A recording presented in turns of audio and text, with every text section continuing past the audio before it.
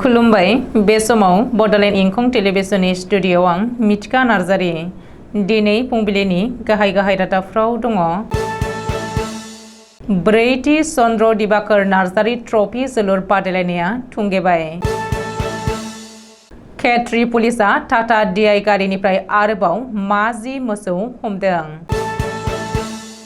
बड'फा उपेन्द्रनाथ ब्रह्मखौ बिदा एबा आदा बुंनो नांगौ होननायनि हेंथायै गोख्रों फिनजाथाय होदों बारग' भलन्टियार फर्स आफादा।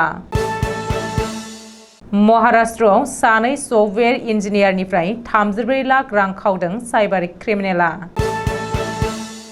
सिमेन्सापुरियाव बड'फा गेजेरथियारि नैथि जोलुर बादायलायनाय हाबाफारि। बाक्सानि गर बस्तियाव हाग्रानि मैदेर गाग्लोबनायजों सासे सुबुंनि जिउ खहा। बर' थुनलाइ आफादा फानबारियाव सानजारां लकेश्वर ब्रह्मनि 40थि थैनाय सान आरो 13थि गोसोखां सान फालिदों। दानिया फैदोनि आबुं रादाबाव।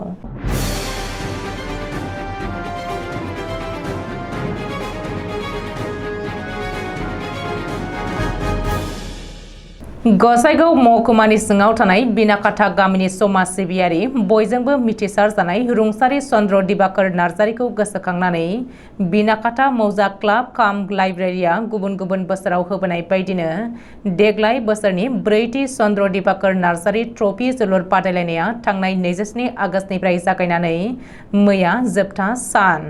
बे जोलुर गेलेनायाव गासै मोन 8 हानजानि गेजेराव जादोंमोन।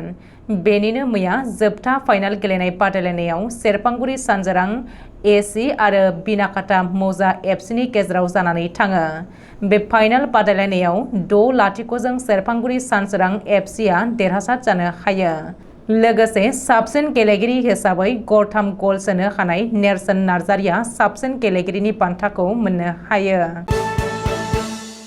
सानजा गुवाहाटी पुलिस कमिशनारेटनि बेंखनाव खेत्री थानानि पुलिसा 57 नं राजा लामायाव सिग्रोमनानै AS 12 CC 2440 number Tata DI गारि ट्राकनिफ्राय आरोबाव गासै 10 मोसौ हमनो हादों।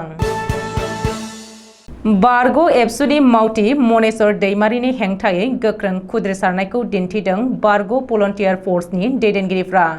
थांनाय माखासे सान सिगाङाव मनेश्वर दैमारिया बर'नि माहारियारि बिफा बड'फा उपेन्द्रनाथ ब्रह्मखौ बिदा एबा आदा मुंजों गाबज्रिनो नांगौ होननानै बुंनायनि हेंथायै तामुलपुर जिल्लायाव मोनसे खौरांगिरि मेलनि गेजेरजों बारग' भलन्टियार फर्सनि लोगो आफादगिरि बान्दु ब्रह्मआ गोख्रों रावजों सोंखारिदों।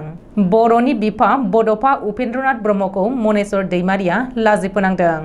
बेनि थाखाय रायजो राजानाव निमाहा बिनांगौ। मनेश्वर दैमारिया बड'फा उपेन्द्रनाथ ब्रह्मखौ लोगो मोनाखै। जेब्ला बड'फा उपेन्द्रनाथ ब्रह्मआ रुंसारि जायो आरो हाजार रायजो राजाफ्रा बड'फाखौ मान होनो आवगायबोयो बे समावबो मनेश्वर दैमारिखौ नुनो मोनाखै। बिथाङा साज्राङै बाथ्राफोरखौ ओरैनो जानला मानला बुंलाबायदों। बेनि थाखाय आयेननि राहा लानो गोख्रों हुमखि होदों बारग' भलन्टियार फर्सनि लोगो आफादगिरि बान्दु ब्रह्मआ। महाराष्ट्रआव साइबार क्राइमआ आथिखालाव बांनायनिफ्राय बांलांगासिनो दङ। बयबो सांग्रां जा साइबार क्राइमनिफ्राय। पुनेनि सानै सफ्टवेयर इन्जिनियारफोरा अनलाइन हटेल बुकिं खालामनानै 34 लाख रां खावजादों गावसोरनि बेंक एकाउन्टनिफ्राय।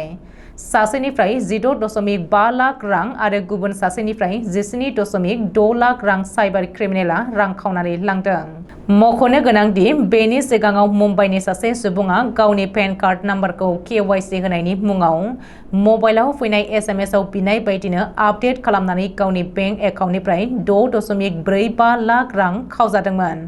सुलुङाव फोरमायथिनाय बायदिब्ला गावनि मबाइलाव जेबो SMS फैयाजासेनो 28 खेब रां दिहुननानै लांदों साइबार सिखावआ बिनि एकाउन्टनिफ्राय। बड'फा गेजेरथियारि मावथांखिखौ बिथा खालामनानै धेमाजि जिल्ला दुलाराय बर' फरायसा आफादनि दैदेननायाव थांनाय बोसोरनि बायदिनो दख'रानि गेजेराव देग्लाय नैथि 13 बोसोर बैसोनि सिङाव जोलुर बादायलायनाय हाबाफारिखौ SB बड' गोजौसिन गेजेर फरायसालिनि गेलेग्रा फोथाराव 2 आरो 3 साननैनि हाबाफारिजों खुंफुंदों। सनिबारखालि गिबि हाबाफारि बायदियै आफादनि फिरफिलाखौ बिरहोनाय जायो। धेमाजि जिल्ला दुलाराय बर' फरायसा आफादनि आफादगिरि तेनजिं बर'आ पिरपिलाखौ बिरहोनाय हाबाफारिखौ मावफुंखांनायनि उनाव बड'फानि सावगारियाव बिबार बावजेनो मिरु दुलाराय बर' फरायसा आफादनि नेहाथारि बड'सा ब्रह्मआ बे हाबाफारियावनो नैथि 13 बोसोर बैसो सिंनि जोलुर बादायलायनाय हाबाफारिखौ बेखेवनानै होयो मिसिं अट'नमास काउन्सिलनि मावफुं सोद्रोमा मलेन्द्र नार्जारिया। बाक्सा जिल्ला बरबरी पुलिस थानानि बेंखन आरो बाथाबारि हाग्रा मावख'नि बेन्दोङाव थानाय भारत भुटान सिमना ओनसोलनि दक्षिणकुसि रेभिनिउ गामि गरबस्तिनि हरेन बर' मुंनि सासे सुबुंखौ हरखाबै हाग्रानि मैदेरा गाग्लोबनानै जिउ फोजोबलाङो। नखरनि सुबुङा फोरमायथिनाय बायदिब्ला शुक्रबार हरनि 10:30 रिंगासोआव आदार नागिरनानै हाग्रानिफ्राय ओंखारबोनाय मैदेरा माइ आबाद जाबाय थानायखौ होहरनो थांनायावनो गोजाननिफ्राय हरखाब होसोबोफिननानै जायगायावनो गाग्लोबनानै जिउ फोजोबो। चिरांनि बिजनी जिल्ला बर' थुनलाइ आफादा पानबारि प्राइमारिनि बानजायनायाव सानजारां लकेश्वर ब्रह्मनि 40थि थैनाय सान आरो 13थि गोसोखां सान खुंदों। सानसेनि बे मेहेरगोनां हाबाफारियाव गिबियाव फुंनि 8:30 रिंगायाव आफादनि फिरफिलाखौ बिरहोयो बिजनी जिल्ला बर' थुनलाइ आफादनि आफादगिरि डक्टर गोगोम ब्रह्म कसारिया। बेनि उनाव हाबाफारि बायदियै सानजारां लकेश्वर ब्रह्मनि मुसुखायाव आंगो फंबाय देबेन चन्द्र ब्रह्मआ बिबार बावजेनो।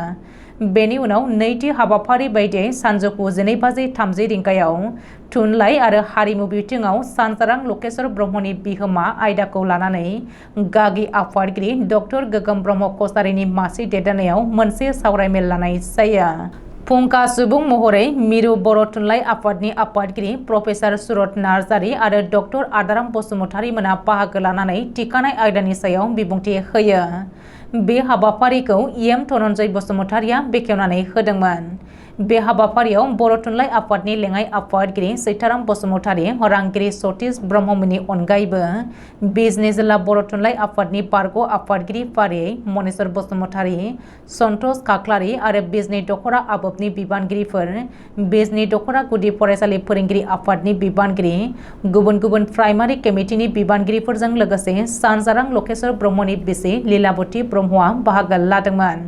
मख'नो गोनांदि सानजारां लकेश्वर ब्रह्मआ बिजनी फरायसालिमा गायसनगिरिनि अनगायैबो बर' हारिमु थुनलाइखौ सिबिबोनायजों लोगोसे मोनसे समाव बर' थुनलाइ आफादनि आफादगिरि महरै खामानि मावलांदोंमोन।